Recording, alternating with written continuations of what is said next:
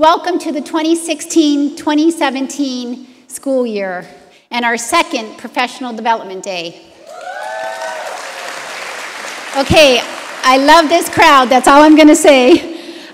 We are privileged to come together as a single Riverside Unified School District team to hear a common message across the district for the second year. Pretty exciting.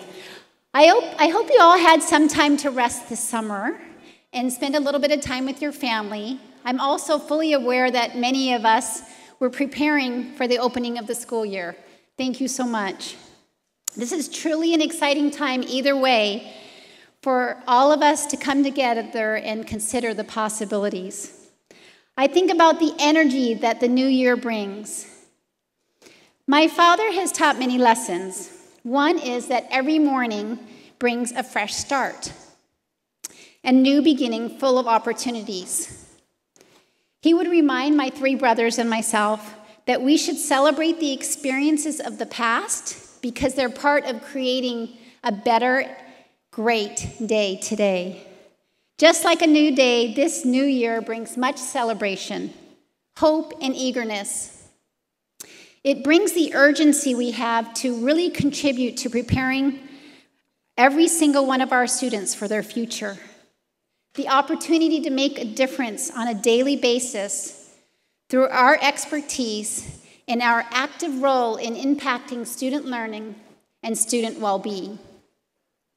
We employ all of our strengths, embrace our mastery of our trade, and are fueled by our purpose. There is so much power in this room. I can feel it.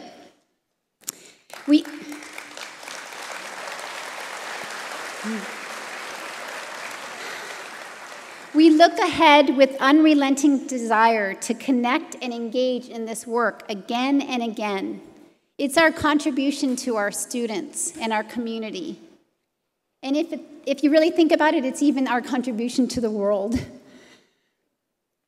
Thank you for being part of our USD's team. Thank you for the warm greetings that you provide your students whenever possible. For accessing the opportunities to learn and grow in your skillful profession.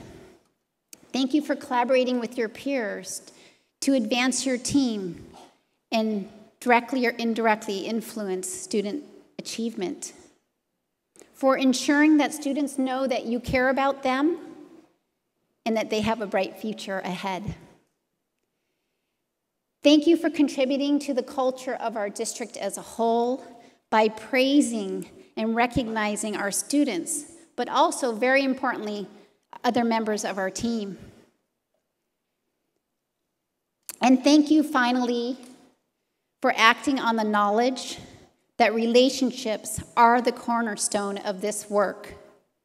It is with gratefulness and honor that we share the anticipation of this great year.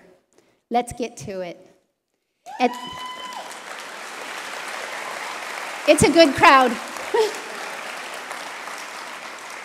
At this time, we're really excited to have one of our students come up and sing the national anthem. Addie Nagley is a reflection of our board's priority for the arts. She is fantastic, so please stand and welcome her.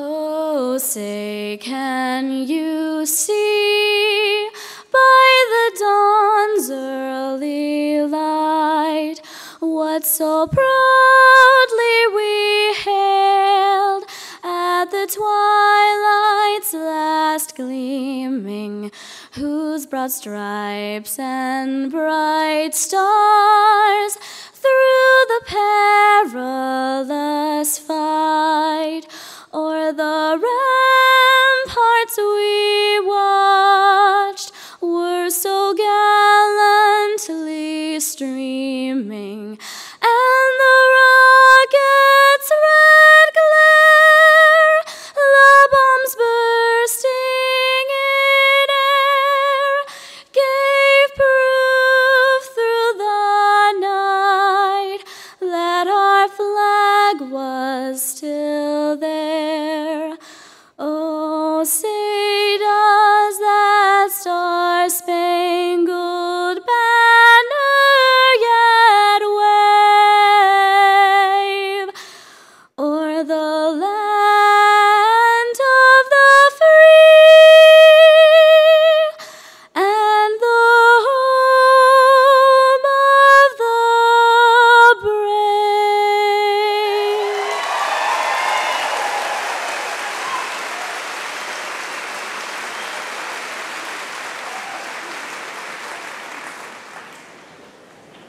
Wonderful job.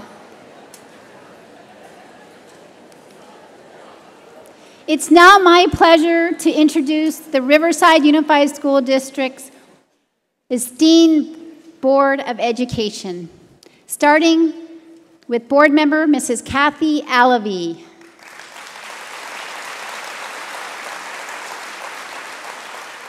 Board clerk Mrs. Patricia Locke Dawson.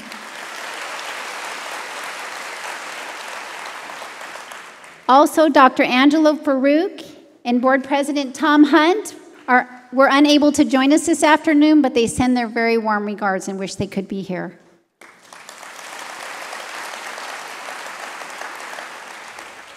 Finally, I would like to introduce our Board Vice President, Brent Lee. He's a lifelong resident of Riverside and another homegrown alumni of our school system. He works in the community and serves with a passion to do the best thing possible for our students. Please welcome Board Vice President Brent Lee.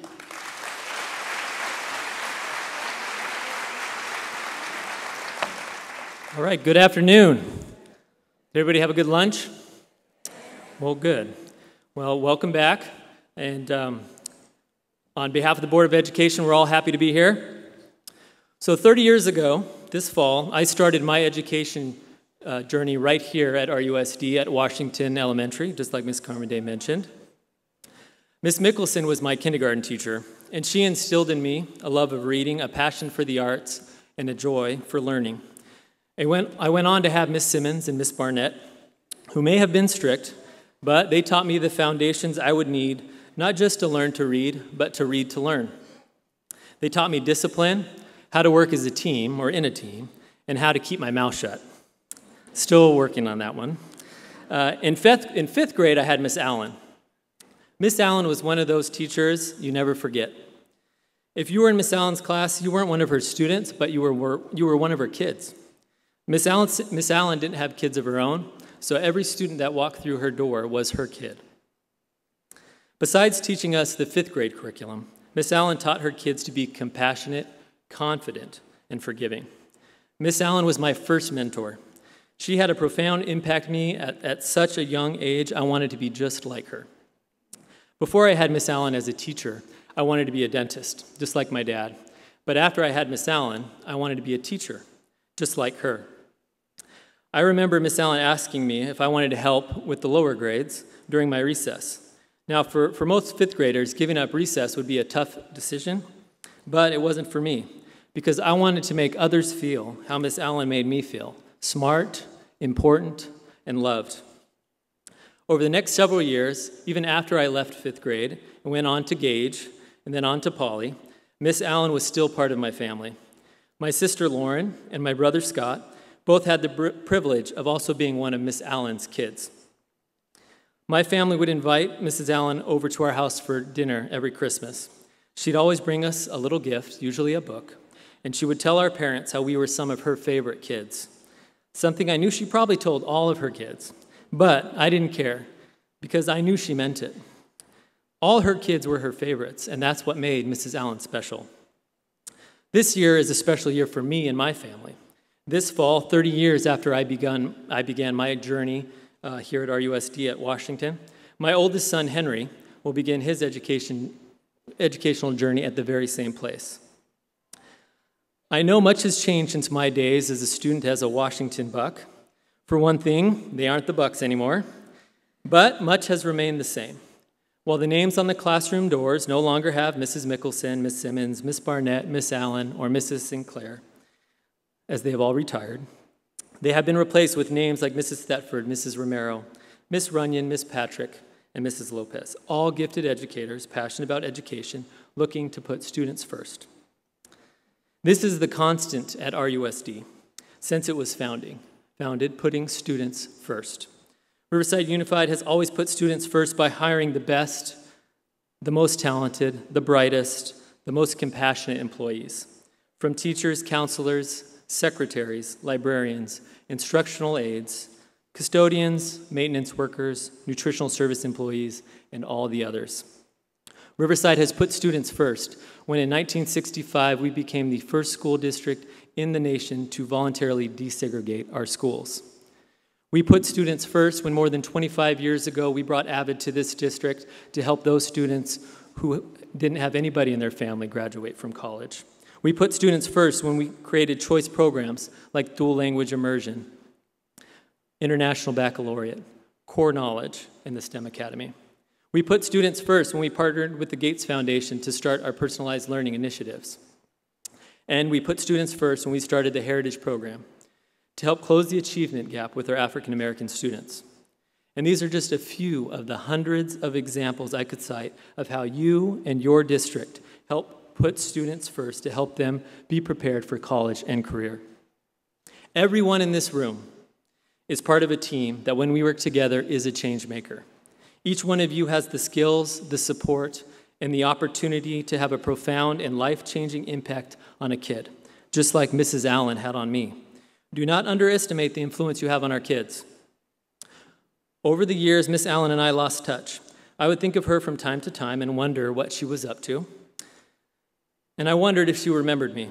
And then in 2013, when I decided to run for this position, Mrs. Allen found me on Facebook.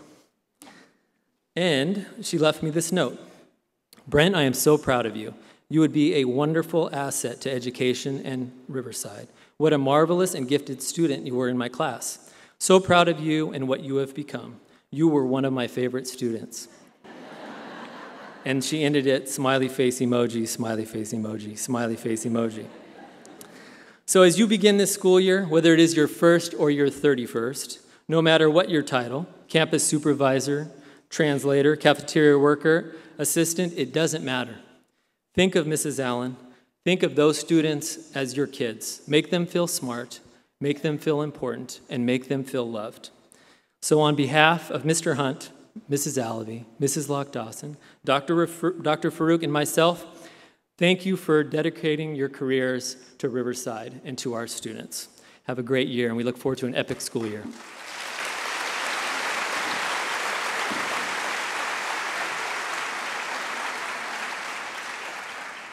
Thank you, Trustee Lee. Now I have the privilege to introduce our superintendent.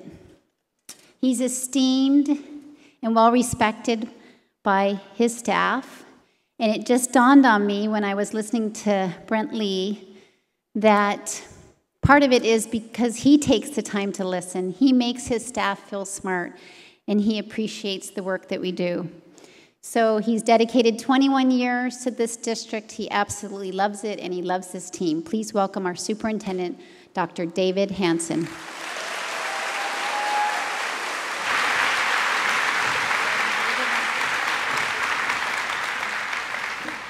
Good afternoon. Okay, let's try that one more time. Good afternoon. Now that feels more comfortable. I feel like I'm back in the classroom. 2,000 to 1, perfect class size. It is so exciting to be here. Last night, I need to confess, I didn't sleep very much. Not that I was really too nervous, although I was nervous, but I was more excited. So excited and hopeful for the new school year. And I really hope, my hope today is the energy, the excitement, the message will convey to all of us. And this is just such a marvelous opportunity for us. I want to, before I get going, express my gratitude to the school board. Brent Lee, let's give him another round of applause.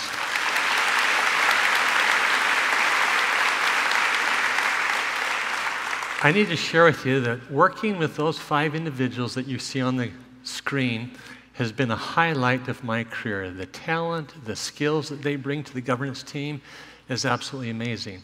It's clear that they put students first and staff at the center of all of their discussions and their decisions.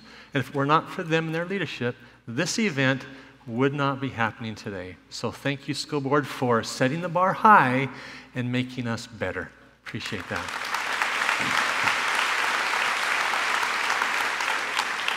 Now, there's also some folks here that I'd like to introduce to you. They're members of my team, executive cabinet, and there's absolutely no way that we could do what we do. We could not get over that bar. The school board sits if it were not for the talented people that lead this district. So can I have members of executive cabinet come up here, line up right here, let's go fast. And I want to introduce them, and when I call their name, I want them to step out and wave so that we can begin to put a name to a face. All right? First off, I would like to introduce to you our Assistant Superintendent of Curriculum Instruction, Mr. Antonio Garcia.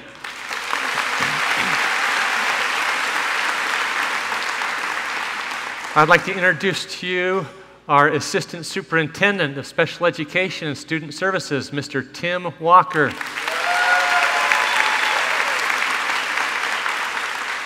New to our district, I'd like to introduce to you Assistant Superintendent of Facilities and Operations, Mr. Sergio San Martin.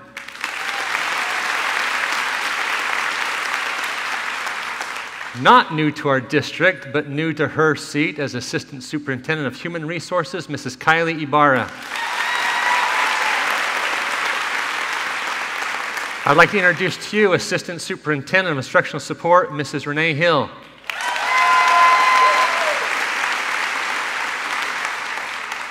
Now, I need to stop right here for a second.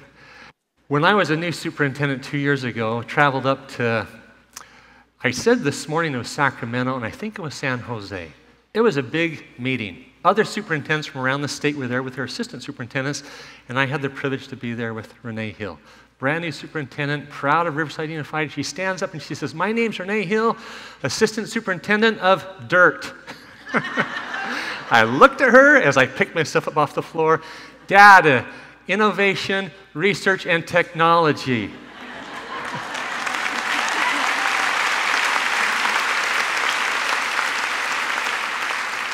Because we know that learning can get messy at times. I'd like to also introduce to you our Chief Business Officer, Mrs. Mays Kakish.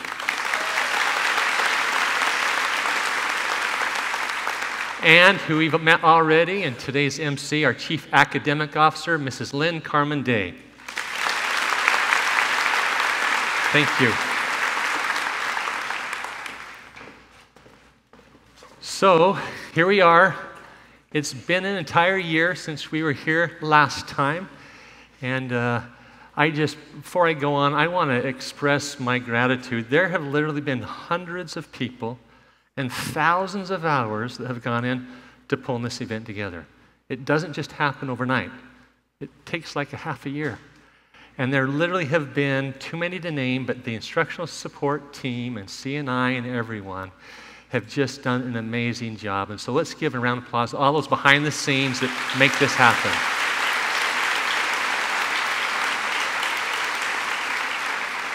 Now, since a year ago, life's happened and things have changed. And for our family, my family, things have changed a little bit. My wife Diane and I, we celebrated our 30th wedding anniversary on June the 7th this year. And for the first time in 2 years, when you've been blessed and you're rich with the kids like we are, we're really rich with kids. Not a lot of toys, but a lot of kids. When they grow and they spread their wings and leave, Texas and Atlanta and Utah, we don't get together that often. And this last December was the first time in 2 years our family's been together. And matter of fact, on this day right here, we went down to the park. I refer to it as a new park. You know that Chicago Avenue and the new park they put down the Arroyo? We went there to that park to take a family picture. And I pulled out the iPhone. One of our colleagues here was walking by and said, "Hey, will you take this family picture?" And that's what we got. It was by far the easiest family picture we've ever taken. But already, it's out of date. And it's time to start a new family picture, because on the far left-hand side is our oldest daughter, Heidi. And that is her husband, Joe. Heidi and Joe Alatorre. They've been in Texas for the last several years. And they were blessed with a new baby boy, Lincoln, back in April. You can't see it there, but she's kind of hiding the pregnancy in this picture. And our oldest son on the far right, Justin, and his wife, Catherine, were blessed with their third child and their second daughter, Brooklyn Janae Hansen. Little Brooklyn Janae named after my mom, great-grandma Hansen, for her. And it just is awesome. Matter of fact, this is my favorite picture. Being grandpa is absolutely the best thing in the world. There, sitting on my little lap, is Lincoln David, born in April.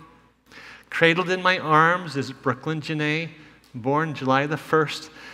And you can see Big Brother Landon in the stroller. He's not too happy at this picture. The queen, the oldest grandchild of all the cousins, is Maddie Marie in her princess dress there in the center. And little Carter with his arm around me. He is my buddy. And you see that smile?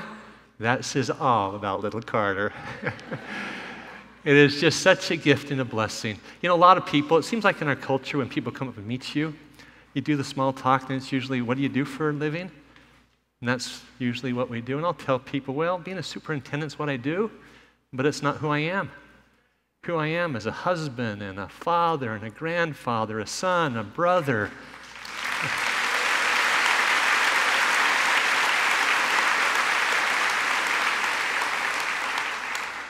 And a colleague, a member of the RUSD team. And I consider myself one of the most blessed and highly favored people to be on the face of the earth today because just the many gifts that I have in life. And I shared with some folks just Monday, I think it was, maybe it was yesterday. It truly is one of the greatest gifts in life to be able to serve the children of Riverside and this great city of Riverside as the superintendent and be part of this team. So here we are, a year later, and I'm sure you're wondering what the message is going to be. Well, this should look familiar to you. We've talked a lot about train tracks in the last 2 years. And I need to tell you, and for those that are new, we're going to make some connections for you. But this year, the message is we're going to absolutely stay the course.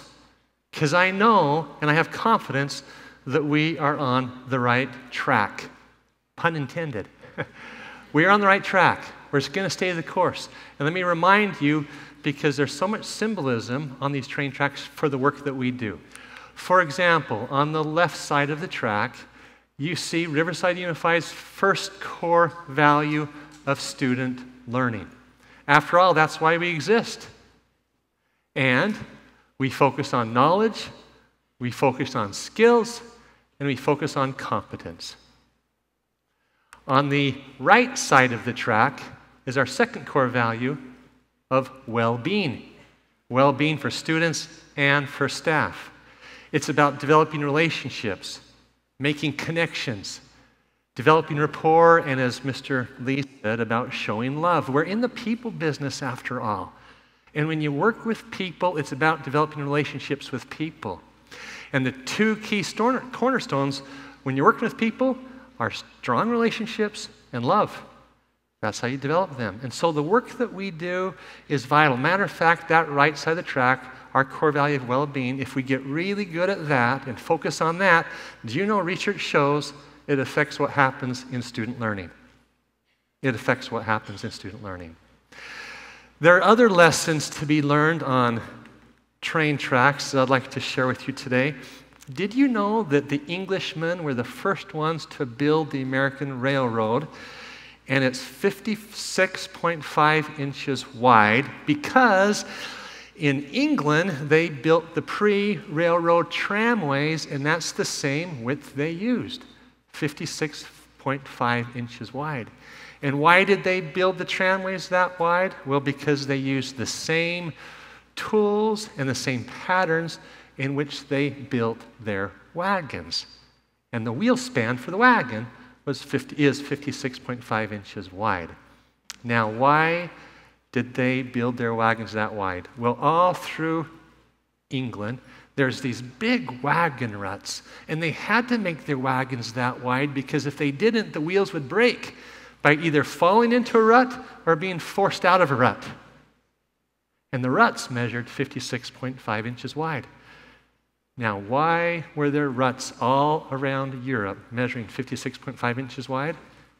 It goes back to 54 BC until about 400 AD when the Romans occupied that part of the world. And that's how wide they built their wheels for their wagons, and before that, their chariots. And so why did they build their chariots with a span of 56.5 inches wide? Well, it's because they took 2 horses, stood them side by side, and measured them. And that's how wide they needed to make their chariots. Imagine that. You know, there's some peculiar resemblance of this that exists today. Take, for example, the space shuttle sitting on the launching pad. And on the side of the space shuttle are 2 large solid rocket boosters. SRBs is what they call them. And those solid rocket boosters are built by a company called Thiokol in their factory in Utah. And I grew up close to that factory. And I suspect early on, those early scientists and engineers, maybe they wanted to make those SRBs, as they call them, a little bit fatter, a little bit bigger, but they couldn't. Do you know why they couldn't? Because they had to ship those solid rocket boosters by train from the factory to the launch pad. They had to fit in the train car, and those trains went up and down the mountains of the Wasatch Front and through the mountains of the Wasatch Front with tunnels. And a train car is just big enough to fit through a tunnel and rides on the rails that are 56.5 inches wide. And so you could argue that today's most advanced form of transportation, the space shuttle, was determined over 2,000 years ago by measuring the back end of a horse. It really goes to that statement of, boy, well, this is the way we've always done it around here. Well, for 2,000 years, this is the way we've always done it. Now, I'd like to share with you that as I have a chance to walk classrooms, that's one advantage that I have as superintendent, and I need to confess to you, those are my most favorite days when I visit the schools. And every year, the goal is every classroom every year. And they are my most favorite days. But as I walk the classrooms and I see what's happening, there's a lot of good stuff happening, but I ask myself the question, are there some things as an organization which we are stuck in the rut? Are there some things that we're doing because that's how we've always done it that way? Do we need to break out of a rut? And so look at student learning, for example. Student learning, we talked about this year, we'll continue talking about this year. We absolutely need to continue to focus on more engaging lessons for our students in the classroom. And what does an engaging lesson look like? Well, it will elicit curiosity. It promotes passion in the students, cultivates resilience, fosters cultural relevance, and the kids just get so excited and they're anxious to go home and talk to mom and dad about it. So certainly we need to continue to focus on increasing the engagement of the student learning in our classroom. We also need to increase the rigor. It's one thing to have kids engaged, it's another thing is their rigor in that lesson as they have the engagement. And what does rigor look like? Rigor would look like students making meaning and framing structure around the information they're learning. Rigor looks like individual skills are being used by the students to create a new process. Rigor looks like applying learning to a novel situation that they find themselves in. On the right side of the tracks, if we focus on well-being, what are some of the things that we need to do there? Well, as we focus on well-being and really laser point what that looks like in classrooms, working with kids, what it will do is the kids will better be able to meet their goals. The kids are going to learn how to persevere and overcome and develop resilience. They're going to, throughout time, better be able to attend to their own personal and social emotional needs. And they're going to be able to develop healthy relationships or effectively better communicate. It's important that we focus on these things because my question is, if we don't, because we have to do stuff differently, we need to get better at what we do in these kind of things. We need to get better. Because why we need to get better? The kids are coming to us differently. Nowadays, you can get information at the click of a button. In a car, in a library, in a home, sitting in the beanbag chair. When I was a kid, you needed information, I'd hop on my bicycle, I'd pedal across town, I'd go to the library, I'd look up in the card catalog, I'd pull the card, I'd walk down the aisle, look at the index, and I just would hope that my book hadn't been checked out. Nowadays, access to information really is not an issue. And kids can get it. So kids are coming to us differently. We need to prepare ourselves differently for those kids that are coming because they learn differently. Tim Hodges is here from Gallup. He's going to be our keynote speaker. I want to talk a little bit about that. You're going to hear from Tim that as employees that work in the school system, our own engagement as employees has a direct connection to student achievement and student learning. Matter of fact, effectively engaged teachers or employees at a school site have 6 to 10 times as much impact on achievement as all the other factors combined. Factors such as socioeconomics, family background, peer affiliation, class size. Building a culture of engagement in every seat, every student seat and every employee seat in Riverside absolutely must be our legacy. It must be our legacy.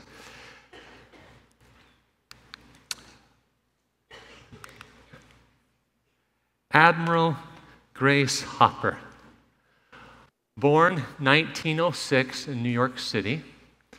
She was given affectionately the nickname of Amazing Grace, and she was the oldest of 3 children. And growing up, she had a very curious spirit. Matter of fact, her mom tells the story that at one time, she found her daughter Grace, who was age 7, had gathered up all the alarm clocks in the house, 7 of them to be exact, her mom says, and Grace began to dismantle them because she wanted to know how they worked. And that curious trait stayed with her throughout her lifetime. Admiral Hopper served in the United States Navy from 1943 until 1986, for 43 years. Incidentally, her great-grandfather, by the name of Alexander Wilson Russell, also served as an admiral in the Navy and fought in the Civil War in the Battle of Mobile Bay. Amazing Grace Hopper, Admiral Grace Hopper, when she retired from the Navy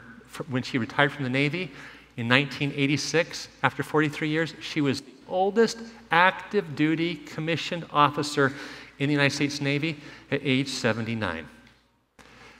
So, you might be thinking there was a mistake on this slide. Why does the clock look backwards? There's no mistake. Admiral Hopper talks about that she hung in her office a clock. The numbers were backwards, the hands went backwards, everything about was backwards. And she said, with time, you could read it just fine. And when asked why she hung a backwards clock in her office, she said, it's to remind the engineers and the scientists that work for me that just because we've done something one way for a long time doesn't mean we need to do it that way in the future. She wanted them to remain curious, to ask that one-word question, why, and to challenge assumptions. When at the end of her career, she was asked by biographer Lynn Gilbert, what's the most important thing, Admiral Hopper, that you've done in your career? She said, training up young people. Keeping track of them, like a Miss Allen did with Mr. Lee on Facebook, keeping track of them and looking them up at intervals and stirring up and reminding them to continue to be curious. So, that picture on the right-hand side is a pretty traditional-looking classroom, sitting in rows. And we've done it that way in this business for a very, very long time.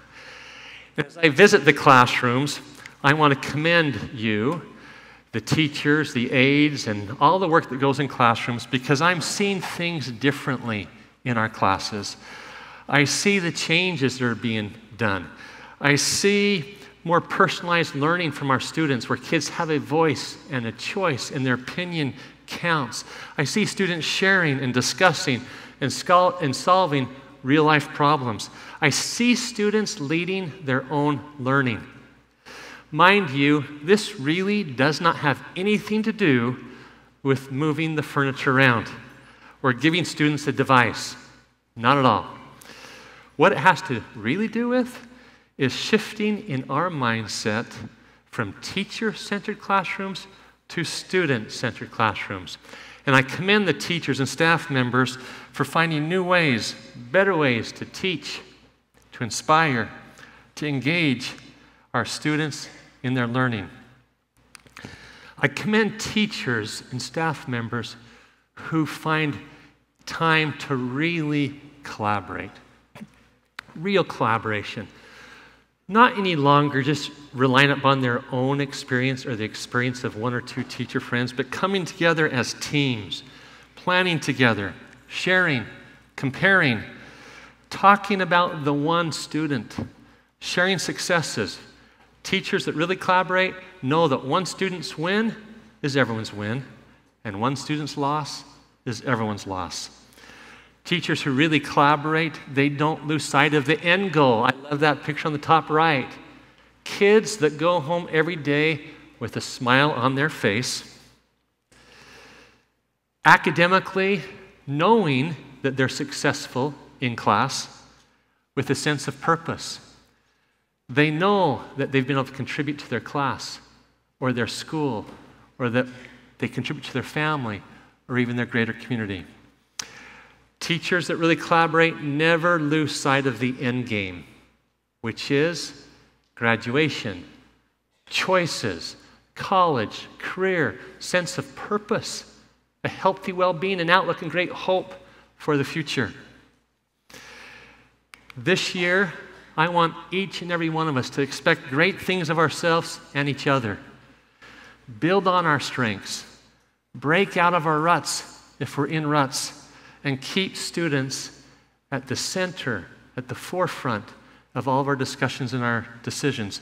No matter what seat we are in, remember, as Mr. Lee said, it's always about the students. And as we expect greatness from each other, let us not do it in a way that demands. That's not any way to lead, but in a way that invites, in a way that inspires, that excites, that provokes a lasting change to occur, creating an urgency in each and every one of us, an urgency that swells up to where we really have desire to be our very, very best.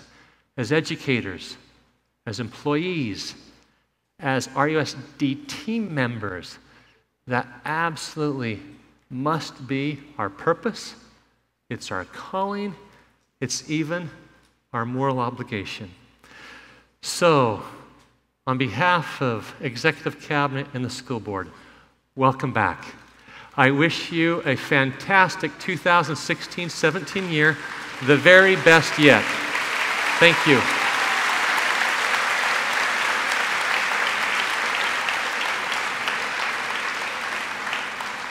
Now at this time, I would like to introduce to you a man that I have great respect for. I appreciate his strong leadership and his belief, and not just talking the talk, but walking the talk, his belief in developing true collaborative relationships. Our CSEA president, Mr. Dan Rudd.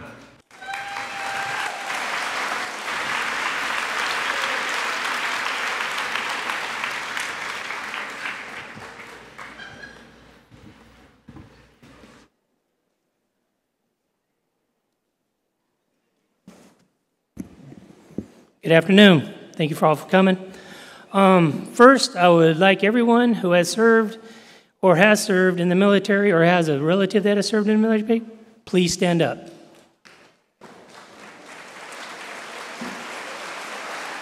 Thank you for everything you've done in making our country safe. At this time, I would like to introduce our CSEA our executive board. Our first vice president, Joe Baglio. He's a plumbing specialist. Our second vice president, Michael Green, he's up at King. He's working today. Our third vice president, Ms. Nina Moore, human resource tech. Where is she at? She's somewhere. Our treasurer, Nancy Vincent, she's our M&O budget tech. Our secretary, Colleen Harrison, she's a health desk analyst. She's also working up at King. Our chapter communications officer and a former veteran, Bernie Holt. He's a Braille transcriber. Our chief union steward and CSCA Region 33 Member of the Year, Carolyn Aldis. She's an instructional aide, special education too. And our past president, Richard Carpenter, who's an AV communications specialist, is working up at King also. Thank you for all you've done for this chapter and all the hard work you do.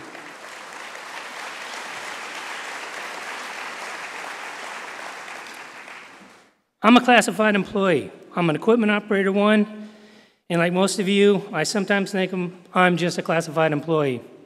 But I was mistaken. 2 years ago, after I was elected president, I was attending one of my first functions representing CSCA at a function of Board of Education members from all different chapters throughout the state.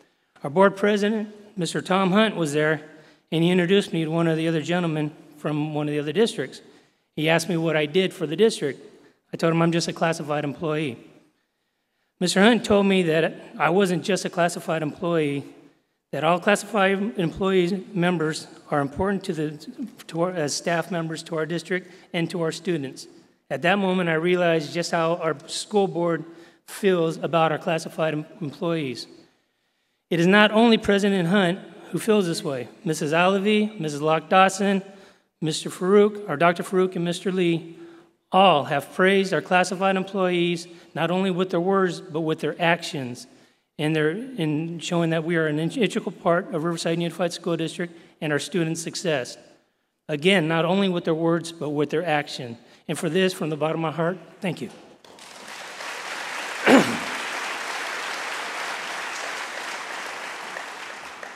Last year, I compared our USD to a hand, but now I think that we're more like a tree. Classified employees are the roots of the tree. They are the anchor that feed the tree, that make that tree healthy and strong. Our management, administration, and board, they're the trunk. It's a building block and foundation for which to build and grow the tree strong. Our teachers are the branches, which come off the tree to grow the leaves and the fruit. And last but not least, the reason we are here are our students. They are the leaves and the fruit, in which we have to make a strong and healthy product. So we are a tree. Without the roots, the tree would not feed. The tree would not be able to anchor itself to the ground. We are the anchors. We are what makes the tree strong. So everything that you do in your job is here for the kids. It makes the kids strong. So this year, let's not be the fist. Let's be an orchid. Let's grow the best crop of students we ever had.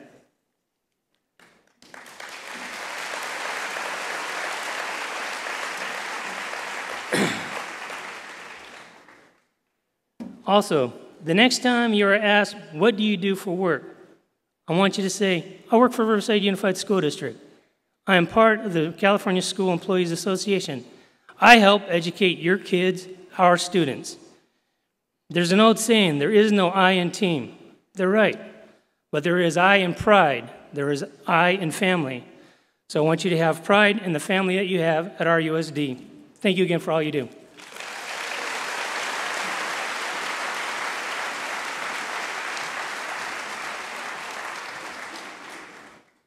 Thank you so much, Dan Rudd. We are truly blessed to have the partnership and authentic collaboration with CSEA, so thank you. At this time, I'd like to introduce our keynote speaker, Dr. Tim Hodges. He is the Director of Research at Gallup. He consults with K-12 school districts and higher education institutes across our nation and leads research projects about strengths development, employee selection, employee, parent, and community engagement and well-being. He's focused on helping transform schools into great places to work and learn. Please welcome Dr. Tim Hodges.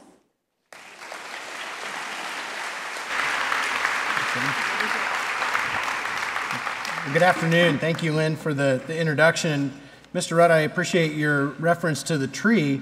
I'm actually coming here from Nebraska City. Does anybody know anything about Nebraska City, the home of? Somebody said Arbor Day, right? I think somebody said Arbor Day, yeah. If you go anywhere in the country, and I travel around the country for my work, there's signs in many states, and probably every state, some community has a sign that says, we're an Arbor Day certified city. And so I know in Riverside, if you cut down a tree, there's like a rule you have to plant 2 more. So those of us from Nebraska City and our home of Arbor Day appreciate that. So that metaphor really takes me back home. I actually grew up in a small community. I grew up on a pig farm, and the school I went to was a one-room school about the size of this stage. There were 16 of us, I think, at the most. So if you ever seen Little House on the Prairie, I have a 9-year-old daughter that if I'd known, Dr. Hanson, that we were going to show pictures of our family, I would have done that. But I have a 9-year-old daughter named Ainsley Lynn, who is the princess of our world, and she's really into Little House on the Prairie. So we've got, if you think back, if you ever watched that show, that was kind of the school that I grew up in. My dad was one of those school board members that we heard from earlier for most of my time as a student. And it was such a small school. My mom was a teacher in a neighboring school, but on Wednesday afternoon, she came in and played piano. And so she was the music teacher one afternoon, I think Wednesday afternoons or something. So she didn't graduate from North High like all the great artists around this community, but great to, yeah, right? I felt like I feel like I should lay down on the floor and get out my saxophone, but you don't want to see that. So, but I also not only have a daughter, one daughter and 3 sons. The oldest son is Liam, and Liam just started middle school, which I don't know if you have middle schoolers at your houses or not, or if you interact a lot with middle schoolers. Having a middle schooler just means I have somebody in my house that knows everything. And so Liam, Mr. 11-year-old, bailed me out the other day. We were at a family event. One of the nieces had a birthday, and my mom was saying, now, what is it that you do at Gallup again? And I've worked at Gallup for 16 years. We've had this conversation, many, many times. But she says, are you calling people and interrupting dinner and asking if they're going to vote for Trump or Hillary? Or, no, Mom, I've never done that. I have great respect for the hundreds of employees at Gallup who do that. I couldn't handle the rejection, so I probably never would have gotten hired for that job. But that's the same Gallup that does all this market research. You've heard of the Gallup poll for many years. In fact, Dr. Gallup in 1932 invented the science of public opinion polling. In fact, he was on the cover of Time magazine a couple of times. That's the same Gallup. But my work is to be our research director for our education portfolio of clients, school districts around the country, your size, many that are larger, many that are smaller, but school districts all around the country. At the end of the day, what really matters is what happens inside those walls, whether it's a school the size of this stage, like the one I grew up in, or whether it's some of the nation's largest schools with districts with hundreds of schools and hundreds of thousands of students. What really matters is the interaction that we have with those students. But anyway, so I was trying to tell my mom what I do at Gallup. I said, well, I do research and all this. And I went to some long diatribe she didn't care about. And so my son interrupts like he does all the time. And he says, Dad, he says, Grandma Sue, here's what he does. Dad's job is to take numbers and turn them into words so people can do stuff differently. And then he drops the microphone and walks off stage because, he's a big deal. In fact, Brent, I think you probably learned the word epic from your soon-to-be kindergartner, didn't you? We hear the word epic around our house a lot these days too. But So being a researcher at Gallup's like being Charlie Bucket in a chocolate factory. Every morning I wake up and there's some brilliant new study that's been completed that I probably had nothing to do with, but somebody sends me the file and says, hey, can you take a look at this and see if there's an insight in here? So Gallup does a lot of research, but really what's important is not that Gallup does all this work, but that our partnership is strong and goes back several years and touches tens of thousands of lives. Some of the things we'll talk about in the next few minutes, we've partnered with you to do a student survey, a student poll. In the first year, a couple years ago, we had 12,500 of your students in grades 5 through 12 that participated. And we had an opportunity to learn about their hope and engagement and well-being and measures, those social emotional learning measures that really matter in terms of success of students. So had an opportunity to do that. Then and last year, we actually surveyed all of your students, grades 5 through 12, over 20,000 that participated. We'll do that again this year in the end of September and into October and give you feedback about those students. again, their engagement, their hope, their entrepreneurial aspirations, their career and financial literacy, to make sure not only that they're prepared academically, but that they're prepared for life. And I might go as far as to say that someday one of them will grow up and be worth marrying my daughter, but that's a pretty high bar, so we'll see about that.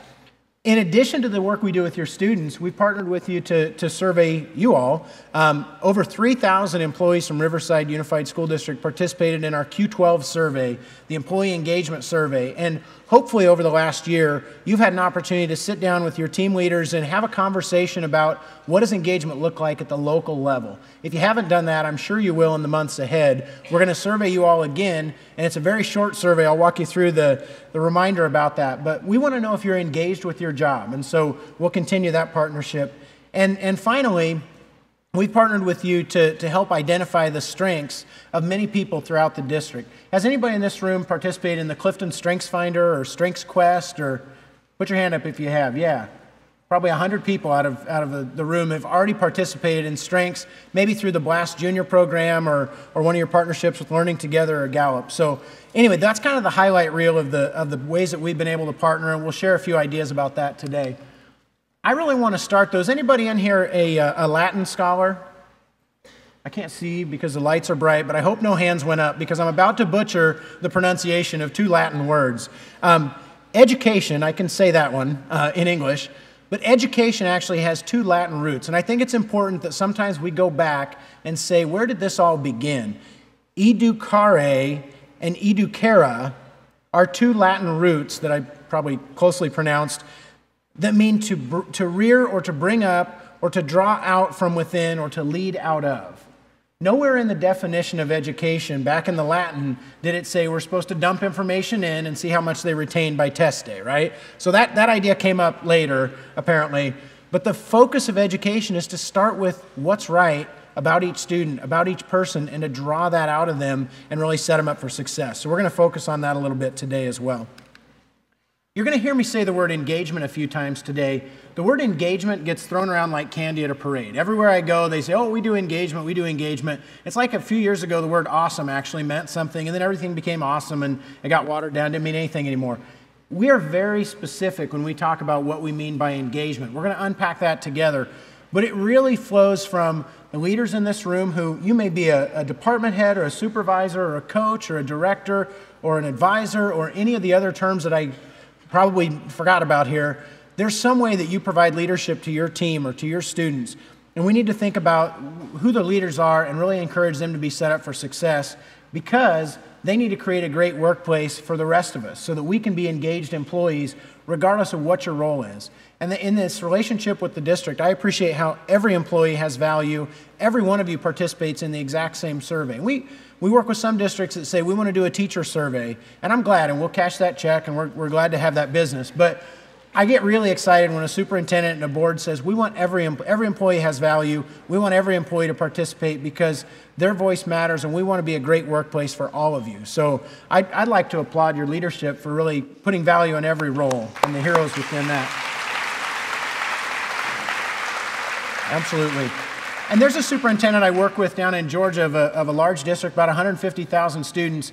And the way he describes, he says, Tim, it's the only place I go where Tim has as many syllables as letters. He says, Tim, there's only two types of people who work in this school district. Those who work with students and those who work with those who work with students. He says, if you ever meet somebody who's in the third group, show them the door. I said, okay, Mr. Wilbanks, we'll remember that. So we all need to remember that the purpose of the school district better be about engaged students. I spend too much time in airports and living out of a hotel room and away from my own kids to be doing work that doesn't matter.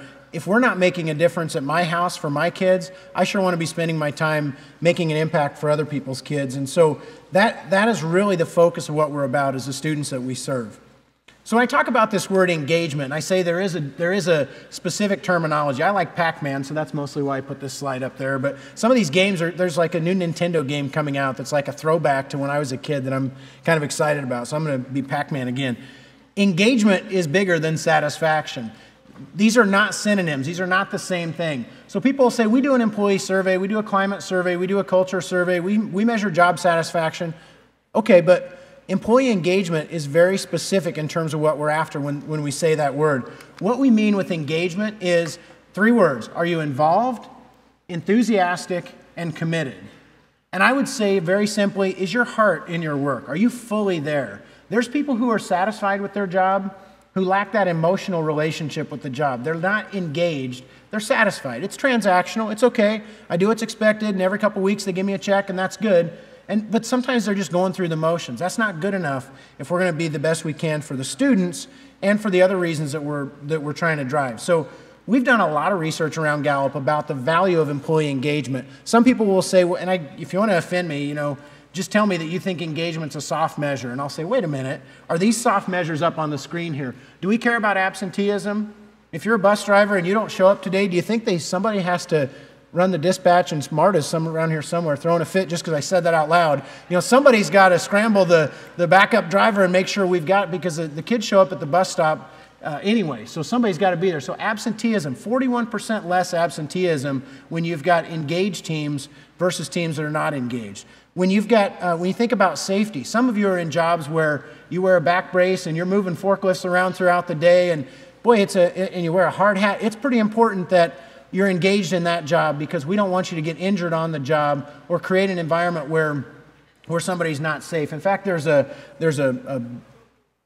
deal over here that you could trip on, but there's somebody who's sitting right by that, and every time somebody every time somebody walks by, she'd say, be careful, watch your step. Yeah. So we all need to be engaged in thinking about safety for our students as well as for each other. Less turnover. There's some new faces in the room, and that's exciting. I've met a few hundred of you over the last couple of years, but it's exciting to see new faces and meet new people. But we don't want you to quit your job because you're not engaged. Sometimes another opportunity comes up and you move on. Sometimes you retire and we celebrate that. Sometimes it's just not a fit, and that's going to happen occasionally. But when you're engaged in the job, you're much less likely to say, I want to go look for another job and think about something else. The ratings we get back from customers, whether that be a student or a parent, we want those ratings to go up. I'll kind of date myself. I had my 20-year high school reunion this summer, so I made it that far at least. But I went back into my high school reunion, and we were kind of joking with each other about some of the ways that we would work in school and the things we'd try and get away with or whatever. And I got to think back about when I got in trouble at school, which was definitely earned. And by the way, I earned every spanking I ever got at home too, and then some. I got mischievous marked on my report card most of the time. I only got discourteous marked once. That got solved pretty quickly around the house. But remember, I said my dad was on the school board. He didn't want that reputation. But if you're a little mischievous and you try and get away with something, so goes it. But the word would get home before I would, and my parents would immediately assume that the teacher was right and that I had done something wrong and come to the teacher's defense immediately. As I work with schools around the country, I think something's changed in the last few years where that's not the case anymore. Now, if there's a discipline incident in the school, sometimes we need to address that and really get it taken care of. But we want to engage our parents. We want to engage those students. And finally, productivity, however that's measured in your role. Organizations who have teams that are engaged, 17% higher productivity than those that are not. So to say that this is a soft measure would not be accurate. Okay, so what is the state of engagement? I'm sure you're wondering, burning question, right? What does Gallup find when we do our engagement survey around the country? Well, what we find is about 1/3 of employees fall into what the category we call engaged. So they're emotionally invested in their work, they love it there, they're proud of the district or their employer, and they're fully there, they're fully tapped in that, and they have this mindset, sure, I can help, what do you need? And they go above and beyond. I was talking to Lynn on the way in after lunch today. The way that you all treat visitors and each other is not normal, and that's a good thing. The way you're welcomed and the way you've got parking attendants and the way you've got people helping through the lunch line, everything else, the customer service mentality here is pretty amazing. So that's a picture of engagement. About 1/3 of employees around the country are engaged in their jobs. About half fall into that middle category. When you ask them if they can help you out with something, they say, well, I'm kind of busy. Have you asked everybody else? And come back if you can't, and maybe I'll help you out or whatever. They're not mad at you. They're just not fully invested. There's untapped potential, and their relationship with the job is more transactional than it is emotional. And then unfortunately, there is that third category, those who are emotionally in relationship with their job, but their emotions are kind of like my 9-year-old daughter. Sometimes the emotions can get a little messy, and they're what we call actively disengaged. They're the ones who sit back whenever you have a new idea, and they'll say, well, that's not going to work. Or we call them road warriors. They're retired on active duty. Have you ever met them? Yeah. Or maybe you'd call them cave dwellers. They're consistently against virtually everything. You know, I mean, you just got to earn it. They start every day at 0, and you've got to earn it from there. So we want to minimize the amount of active disengagement in every organization, certainly inside this one. When we look in school districts and we study teachers specifically, the results are almost exactly the same. About 31% engaged, where nationally we see about 32%. There's a little less negativity, only 13% active disengagement among classroom teachers. But of all employees, it's those same numbers, the 32% engaged and 17% actively disengaged. What you see in the green bar at the bottom, K-12 school teachers are the lowest of all 12 major occupation categories on the one question that says, at work, my opinion seems to count.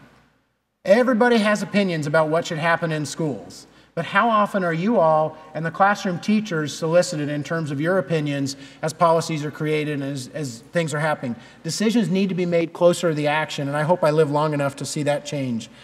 As I think about the engagement of Riverside employees, of you all and your colleagues that were over at King this morning, you're better than average, and that's a good thing. Usually in the first year, we see numbers that kind of mirror this. I don't know any better, so I kind of assume you're a typical workplace until proven otherwise, because I'm a researcher and I don't get to make up numbers as part of my job. But as we think about the engagement of your teams, even in that first year before you'd ever had an intentional conversation about engagement using this Gallup language, your numbers are way better. You're at 39% engaged. So you might say, well, that's only 7% difference. That's hundreds of us that are in that category rather than in the middle category or in the lowest category. And your active disengagement is only at 12%, down from the 17% that we typically see in a workplace. And that's before you ever did anything intentional through this language to really work on that. So I was very encouraged in that first year with your baseline data, and I'm even more encouraged about the actions that have taken place over these last few months to really drive conversations about how can we make sure we're creating a great place to work for each of us. This is our entire workplace survey. I'm a survey guy. I do surveys for a living, and I always think more questions is better than less because I like to learn more information. But on our employee engagement survey, we've made it quick and to the point. It's a 5-minute survey. And some of you participated in workplace surveys that take an hour, and it's like an hour of your life you'll never get back, and somebody analyzes it, and you never hear back the results or anything like that. We keep it quick and to the point, and every item on the screen here, every item we'll ask you this fall when we do our employee engagement survey is observable by you and is actionable at the work group level. So we'll look at the results district-wide, and we'll look for each of the leaders in the district and say, here's the results for the people who kind of roll up to you or whatever. But what really matters is close to the action, how are we at a local level, our team? And so that's really what we want to pay attention to. I'm not going to go through all these questions. We've asked them 25 million times around the world and done a lot of work about that. But I'm just going to call out a couple of the questions that are the common ones that you might wonder about, because our language is pretty specific in some of these questions. If you notice in question number 3, it says, at work, I have the opportunity to do what I do best every day. Really? Every day? Yeah, we have to ask it in an extreme way because that's how the item sorts the best. So how do we make sure you get to do what you do best every day? Well, our first step ought to be figuring out what it is that you do best. What are your strengths? And then how can we leverage those and really create a workplace that draws that out of you more and more? It doesn't mean all day, every day is just easy. And you don't get to use your strengths as an excuse not to do something that needs to be done. But we can all get a little better about aligning our work with our talents and what we do best. So we're going to work with you on that. The other one I want to call out is question number 4. It says, in the last 7 days, I've received recognition or praise for doing good work. Recognition is a huge issue that we have to deal with in workplaces around the world. It doesn't say that every week you're going to get Employee of the Week and you're going to get a parking spot and a free lunch or whatever. It doesn't say you're going to get a trophy and there's going to be a big parade thrown in your honor. Now, occasionally those kind of things need to happen. I mean, it's fun to have formal celebration, but this question really gets closer to the action. What's our day-to-day experience? Do we enjoy being around each other? Do we share great feedback with each other? Do we catch people doing good? When somebody acts up, you're pretty quick to notice, but what about when somebody does a great job? And so sometimes leaders will look at me and say, yeah, I have 50 people on my team. How can I possibly give them recognition every 7 days? I don't even see them all every 7 days. The item doesn't say you have to give it. It says it needs to happen. We need to have peer-to-peer recognition. We need to have students who are recognizing staff. We need to have teachers who are recognizing you for your great work. We need to have recognition coming from all different directions. Our Chief Operating Officer is Jane Miller. She has a line about recognition. We have a monthly recognition kind of ceremony at Gallup for our Omaha office. About 500 or 600 of us get in a room, and we celebrate every role, names a person, and we celebrate something real specifically. So when Jane gets up, sometimes she'll mention this line that kind of sticks with me. If you're not getting enough recognition, you're probably not giving enough recognition. It's easy to sit back and feel sorry for ourselves. Oh, I did this great thing and nobody noticed. How about give somebody else recognition? It counts for you as well, and you create that culture of recognition we really care about. And then the one you all want to talk about is question number 10, right? I have a best friend at work. This one causes attorneys and HR leaders and everybody else to roll around on the floor and throw a fit and say, oh, that's a terrible item. Why do you ask it that way? Well, the short answer is we ask it that way because it works. We could ask a softer version of that item and your scores would be higher. We could say, do you have a respected colleague at work, or do you have a good friend at work, or whatever. But when we say, do you have a best friend at work, it really sorts based on the performance of those teams. Now, I know some of you still aren't convinced. You're looking at me like I'm an alien, and you're saying, but I only have one best friend in the world, and she lives in Portland, and I work in Riverside, and we don't work together, so there's no possible way I could ever say strongly agree to that question. Okay, then don't. I don't care. There's a few people who take it literally like that, but for most of us, when we look at that question, we say, what are the characteristics of a best friend? It's somebody I trust. It's somebody who's loyal. It's somebody who's got my back when something happens. It's somebody, see, look, we're having a moment right up here in the second row where, oh, yeah, it's that, right? I don't know how to explain that any better. When we have a colleague that we would consider to be a best friend, it's a big deal. Now, in a minute, we're going to talk about the student survey. We ask if students have a best friend at school, and everybody thinks it's a great item. At what point does it stop being okay? Like we turn 18 and we're supposed to like cut ties with our best friend and be grown-ups now? I don't want to play that game. So anyway, these are the 12 questions that we ask on that survey. We ask one, overall, how satisfied are you with the district? And then we ask these 12 questions, which again, and sometimes people will say, well, is this about, am I supposed to rate my manager? Am I supposed to rate the district overall? You're supposed to rate your relationship with your job. And you're supposed to be the owner about that relationship. If it's not good enough, figure out how to get there. Reach out for some help. Call on a coach or somebody around you who can help to make it more engaging for you. But engagement really is a choice, and we want to help work with you to make it better. I want to talk about students for a moment because that's really the purpose of why we're in this business. We did a study with of a national poll, and it's kind of hard to see, but I'll give you the punchline here. We asked what really matters when we identify success in schools. And we gave them lots of options. We said graduation rates, whether you get a job, whether you go on to college, whether you did well on the standardized tests, how hopeful you are, how engaged you are, and so on. By and large, the core answer, the three that really stand out, graduation rate obviously matters. We need to make sure students are prepared for the next phase of life, college and career ready, whatever that is for that student. We also need to make sure their daily experience is strong. Are they hopeful? Do they have ideas and energy for the future?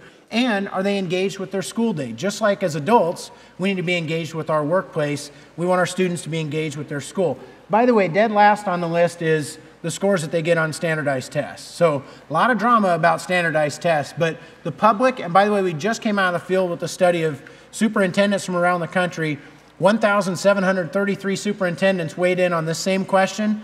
The rank order was exactly the same. Superintendents know test scores matter, they're necessary, but they're not sufficient in terms of defining what great schools look like. We've got to make sure we've got a great culture in place, and it's all of our responsibility to make sure it happens. Here's the student survey. Just a couple of things I want to call out here. And by the way, in a couple of these items it says teacher. Like on question number 9 here, it says I have at least one teacher who makes me excited about the future.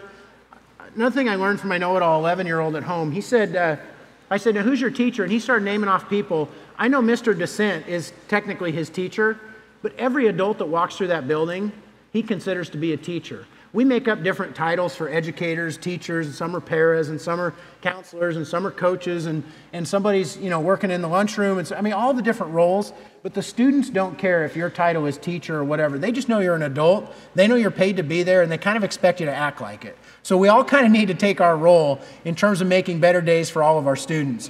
A couple of things I mentioned, the best friend at school items there, question number 5. We know that matters. I have fun at school. How about that one? Let's not just make it we want rigor, But students learn more when their endorphins are moving and when they're enjoying their experience in the classroom as well. So, and do students have the opportunity to do what they do best every day as well and use their strengths? So the one I guess I'd call out for all of us to be thinking about is that last question, question number 9. It says, I have at least one teacher, one educator, one of you who makes them excited about the future.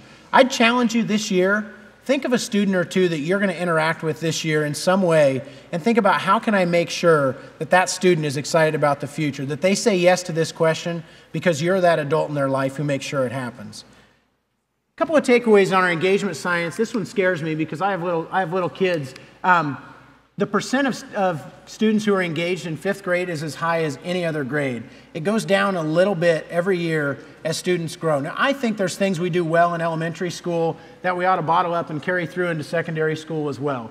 The relationships a teacher creates with a family and with the student, we ought to figure out how can we do that more at the secondary level. But I want to see this trend change. I want to see the more time students spend with us, the better. How do we get there? Well, this word cloud, and I think you can find your role somewhere in this picture here, whether it's identifying what students' strengths are, their interests, making sure there's a culture of praise and recognition for students.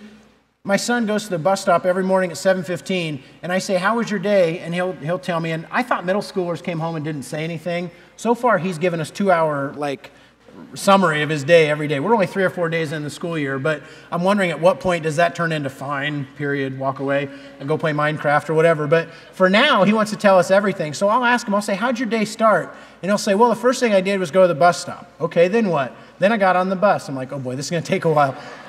I said, well, then what? And he goes, then I got a fist bump from the bus driver. You think that moment didn't matter in his day? The fist bump from the bus driver, and he goes on throughout the entire day. All the adults he interacted with, the students he interacted with, all of these moments matter. So don't question for a minute that whether your role matters in this whole equation. This one scares me. Only less than 50% of students strongly agree that they have the opportunity to do what they do best every day. I want to live long enough to see this one get to 100%. Can't we make sure every student has a moment in every day where they got to use their strengths and felt really good about it? We know that when students say that the school is committed to building the strengths of each student, more than 8 in 10 of those students are engaged with their entire school day. We've got to make sure we're creating school places where students are celebrated for who they are when they're at their best. And I know for some students it's a little harder to find out what positive attributes they have. I've been that kid. But to have a teacher, an educator, an adult who works with each student to find out what do you do best and how can we create more moments like that for you. And this might be Dr. Hansen's favorite finding that we have. When the student says that they believe the school is committed to building the strengths of each student, and they have at least one teacher, one adult, who makes them excited about the future, they're 30 times as likely to be engaged with their school day as if they can't say yes to those. So, and again, the kids don't care who the teachers are and who the other adults are. They look at all of us as educators, and we can count in that equation. The other thing we measure on our student survey is hope. Hope is about having ideas and energy for the future. It's a belief that the future is going to be better than the present and that you have what it takes to get you there. Doesn't mean life's going to be easy. Sometimes there's challenges. Sometimes there's often challenges, things we need to deal with. Sometimes they'll struggle during their school day in a relationship or in a classroom or whatever. Hope is about that belief that I can overcome obstacles because I surround myself with people who care. I've got resources that really support me in that effort. So again, we're looking for real life connections. We're looking for role models, and you can be that role model in a student's life, and I know in many cases you are. And those positive messages, what can we do? The fist bumps, the high fives as they're going through the lunch line, as we're interacting with them throughout the day. So I was born with a club foot. Does anybody know what a club foot is? Maybe there's somebody in the room this size. There's probably somebody else who was born with a club foot. When I was born, I had to have a surgery right away because my foot was kind of deformed like this. And if I hadn't had that surgery to kind of straighten it out, I'd be in a wheelchair now, wouldn't be able to walk. And so thankfully, I was born in I have a neighbor named Warren Buffett. You might have heard of him. He's kind of a big deal, living in Omaha, Nebraska. But he says, if you were born in the United States, you won the ovarian lottery. Okay, what's that mean? You were born in the United States, the chances that you'll be successful are so much better than if you were born in another country. And we need to not forget that. But I was born in a family, we were not a wealthy family by any stretch of the imagination, but my parents had the means to get a surgery to correct that and fix what was wrong physically with my foot. I'm glad about that. I've been able to live a great life as a result of that. Maybe I would have had a great life anyway, but I'm sure glad I didn't have to find out. The study of psychology has largely been devoted to fixing what's wrong with people and studying, deficiencies that people have and challenges and mental health. And those are real issues, but there's more to what a person brings to the table than just what's wrong with them and those negative labels. There's a series of myths that we need to kind of debunk real quick here. One myth is that fixing weaknesses will make everything all right. I'm going to give you 3 names. I want you to think about what these 3 folks have in common. The first name is F. Scott Fitzgerald. When their first name is an initial, they're a big deal, just like our saxophone guy was, Okay, so F. Scott Fitzgerald, Jane Austen, and Ernest Hemingway. Anybody know what those 3 have in common? I heard a lot of people say authors. Maybe one person said, they're terrible spellers. Didn't you know that about them? No, you didn't know that about them because they surrounded themselves with people who could figure out the spelling. They're the idea generators and the story writers and the excellent novelists, the writers, the authors who could put a story together. Just because they couldn't spell doesn't mean they couldn't write a book. They just needed a complementary partnership with an editor who could help them through that. The second myth that we need to deal with here, that we need to address, is that we ought to just let the strengths take care of themselves. I've been married for 16 years, 16 wonderful years. I think my wife would say similar. She might say there were a few days where she wondered if it was going to work or not, but it's working. We have a strong marriage. Do you think if I ignore our marriage, it's going to continue to be strong and we'll say, oh, we have a strong marriage, let's just let that take care of itself? Some of you are wagging your finger at me right now, okay? No, not a good answer, Mr. Husband over here. We have to invest in things that matter, even in an area of strength. We've got to keep working on it. If you go to the gym and exercise, you've got to keep working those strengths, those muscles, to make sure they stay strong. Myth number 3, success is the opposite of failure. I have a friend who wears a badge to work. He's a law enforcement officer, and one of his jobs at one point in his career was to study this issue around money laundering and counterfeiting. And I asked him, I said, how can you possibly stay ahead of the criminal? How can you possibly stay ahead of the counterfeiter and know all the possible things they could change on the dollar bill or the $100 bill to counterfeit that bill?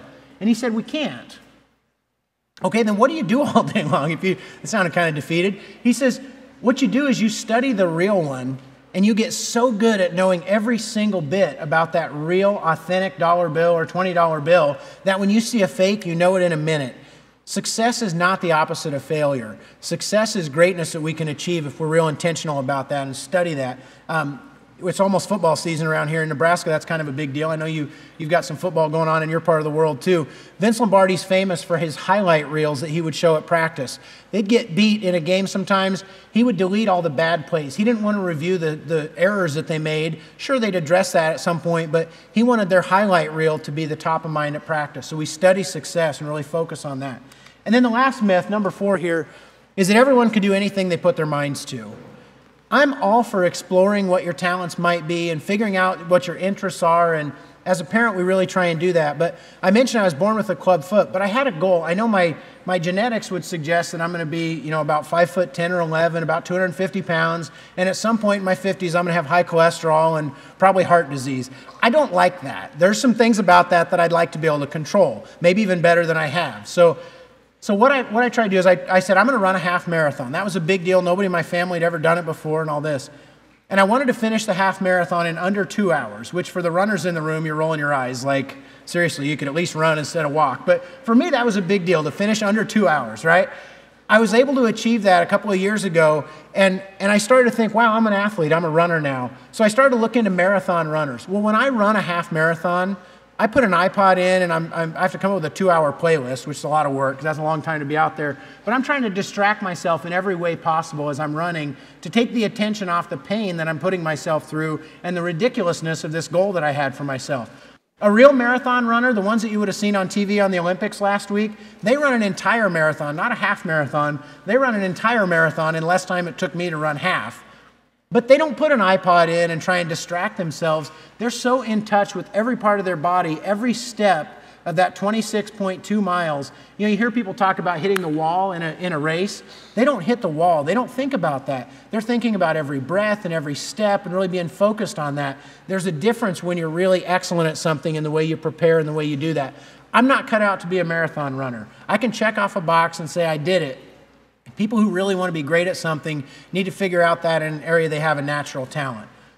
My mentor in my career at Gallup is Don Clifton. Don Clifton was the leader of our selection research part of the company and our strength science. And Don asked this question before it was popular, and he said, what would happen if we focused on what's right with people instead of just focusing on what's wrong with them? We've learned a couple of answers to Don's important question. One is that when people are focused on their strengths, they're more engaged, to tie that back together, they're more productive, and they're just downright happier. When we get to do things we're good at, it feels good, and we don't complain about it, and we don't grumble about it, and we don't look for another opportunity. We align who we are when we're at our best with what our job expectations are, and we go like crazy and be as good as we can.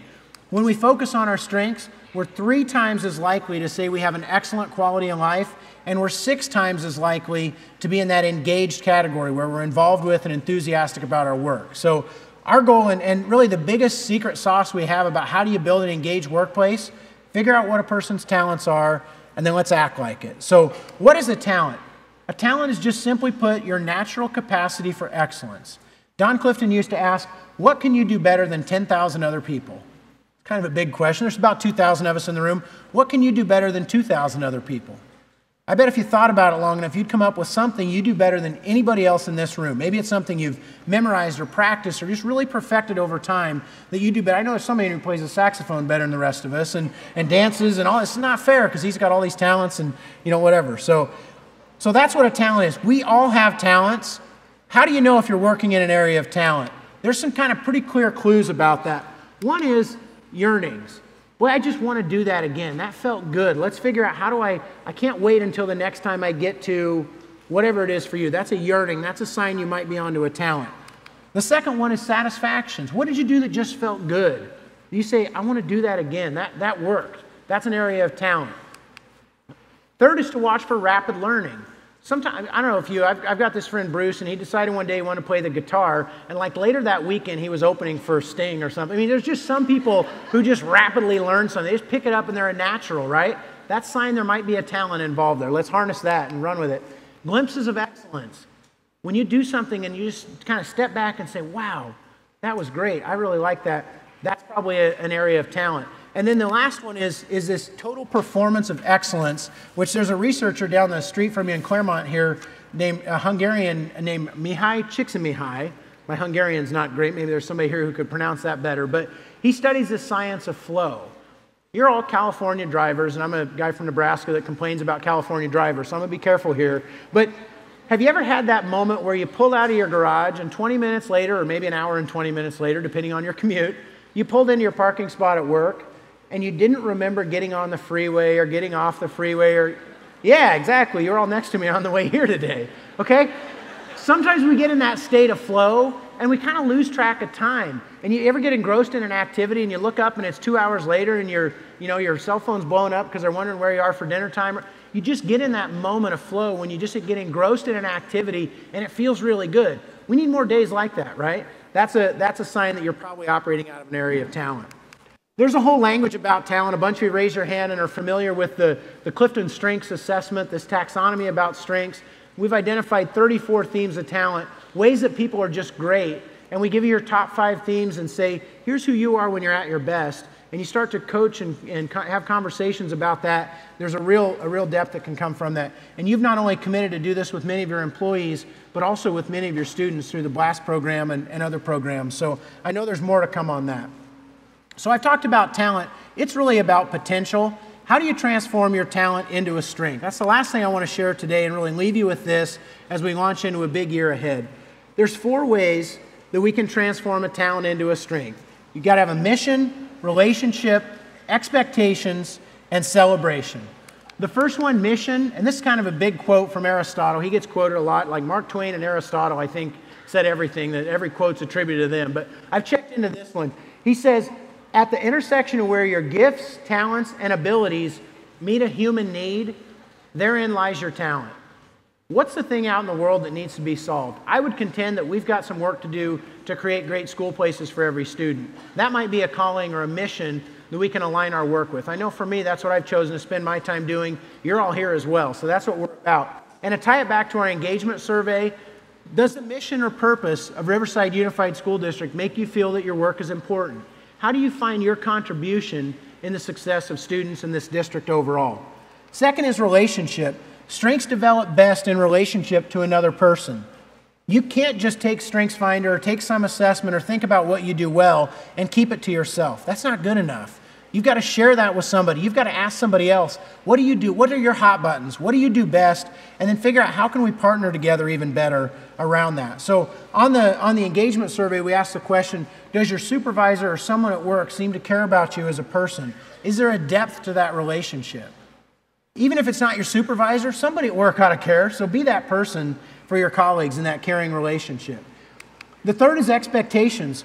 We've got to make sure that, so the line here is nothing happens until someone expects something of you in ways that you can achieve. My dad had expectations for me that I'd be a pig farmer just like him. Well, then the economy fell apart when I was at that age, and I had to figure out something else. So he had expectations. What are you going to do that's going to make a contribution to other people? How do you figure that out, have an expectation, really be intentional about that? Do you know what's expected of you at work? Are you clear about that? Some of you are new and probably have had a conversation about your job expectations. Some of you have been here 10 or 15 years. You need to revisit that. Lots changed around here. Why is it 36.5 inches wide at the train tracks? Why? We need to ask that question and really come back to the core. Why do we do it this way? What's expected of me? And then finally, we ought to end with a party. There's no excellence without celebration. And we talk about that recognition. There's the last 7 days, if you receive recognition or praise for doing good work. Some people worry that if you give too much recognition, people will get complacent. I've never met anybody that suffers from having too much recognition. That's what my daughter would call first world problem, Dad. Let's have that problem. Let's create such a culture of recognition that people really feel that energy and move from there. So my challenge to you is that in this school year, that we can move from what's wrong to what's strong. Identify what's right about people, and then let's act like it. The takeaway at the end to bring us back to our roots of education, that edukare and edukera. Is there someone in your life who encourages your development? And are you that person for someone else? And then finally, do you have the opportunity to do what you do best? And do you know what it is that one of your closest colleagues does best? And have you taken a chance to celebrate that? So I just want to thank you for the opportunity to share these ideas with you and encourage you for a great year ahead. Thank you very much.